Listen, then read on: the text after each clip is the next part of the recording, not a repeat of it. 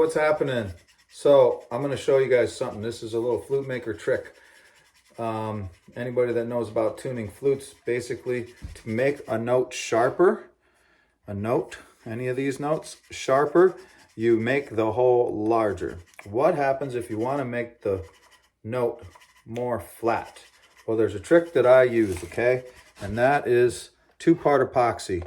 Two-part epoxy is super cool for this because you can shrink a hole and it looks nice. Do you know what I mean? So basically, you take that two-part epoxy and I'll show you how to wipe it into the hole to basically shrink the hole. And when that hole is shrunk, it's going to read flatter. So actually, gosh, that tuner, maybe I can show you this tuner right here and you can see what I'm saying. So right now, I don't know how well you can see that, but I'm going to show you. It's sharp of E flat, and I have to bring it down to match the other one. So you can see on this tuner, it's reading right between E and E flat.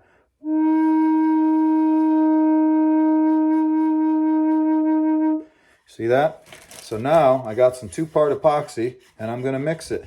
And I like to use a little finish nail because it's nice and smooth. If you could possibly use like a toothpick or something, but I like to use a finish nail. As you can see, look at all the epoxy on this one. But that'll just peel right off. I can use this finish nail and I can mix my epoxy. Uh-oh. When I was talking, I don't know if I actually mixed both parts, so I'm going to try that again. All right. Equal parts of this 5-minute epoxy is the way to go. You don't want like a 24-hour epoxy.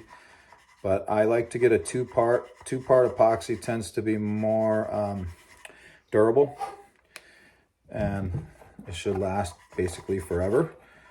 And I've used these, man, to fasten things together that I still have for 25 years now, stone even, and just glued them together, and they still are together today.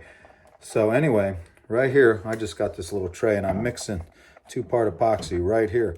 And what I'm going to do is I'm going to choose a hole to wipe that in. So I have to do it on these tuning holes here, and I'm doing it on the drone side. So I have that small hole. That small hole would basically be completely filled if I were to run the epoxy. I'm going to show you on this hole here, right? And I'm going to take this toothpick. All right, let me see. And I mix it around, and then at the end of that nail, sorry, toothpick nail, and then I have to continue to spin that. Can you see it? Whoa, whoa, whoa. Oh, I made a mess. Here, let me try that again. I'm usually not playing around and trying to show the camera, but if you keep spinning it, you can keep it on the nail. See that? Spinning it, keeping it on the nail, and then I'm going to stick it right in this hole and wipe it around in a circle. And when I wipe it around in a circle, depending on how much I have, I like to spin it around, and I can completely seal that hole. And I don't want to seal the hole all the way. Can you tell that that's all the way sealed with epoxy? I don't want to keep it that way. But right now, it's in the drying process. Like I said, 5-minute epoxy.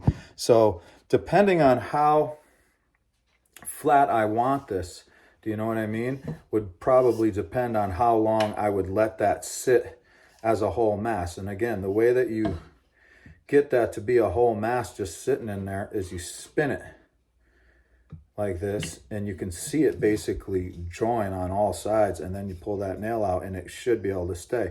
That is, again, dependent on the hole size and dependent on how much epoxy you have on your nail, okay? So I'm letting it sit there. I have a go kind of a ways, and the nice thing about this is you can do this, okay? And you can, if it's still too sharp and you need to make it even a little bit more flat, if it's still too sharp, you can just go ahead and wipe it around again a second time after this dries. And the things you have to understand is there is a chance that it could potentially drip inside of the barrel. That isn't really a major issue. You know, it's not going to cause probably enough epoxy to create any sound disruption or anything like that. So don't worry about it. It dries clear. You can hardly tell. And even on a flute that like this one that already has finish on it, I probably don't have to re-sand it if you're nice and neat. There is a chance you might have to sand it if you're new to this and you make a little bit of a mess, but it's no big deal. You could have a rag with you and wipe it if you accidentally dripped a piece on your flute or something like that. But it cleans up, it sands up, you know, it's not the end of the world if there's a need to make a note flatter and this is the method you want to use. So now that I've been sitting here and yammering on for a little while, I'm actually going to blow that out. Actually, when I turned it,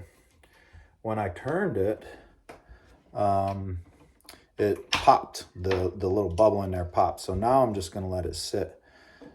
And I can keep an eye on it. And I have enough experience to know, you know, how flat do I want it. I only want it to go a hair. What I'm having on an issue with this flute is now that it's fine-tuned, the drone side is droning a little bit sharper than the melody side, okay? Melody side, drone side.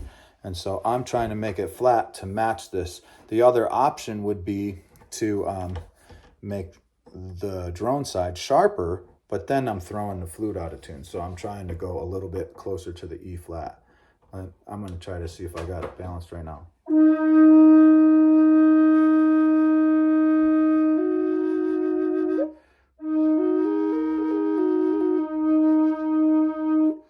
So I don't know if you noticed, but when I first blew, you could hear how that note was all the way solid. And then the second time I blew, it started warbling at that bottom. What that means is that epoxy is moving around because I'm you know, moving the flute like this and that. And so it may start sagging in there or dripping a little bit. And so I just added a little bit more, and I'm going to do that again. And then I'll let it sit. And like I said, 5-minute epoxy, maybe it takes 10 minutes for you to be able to test that without the epoxy moving. Right now, just for the sake of the video, I tried to show you a little sooner than I normally would. I would just let it sit normally.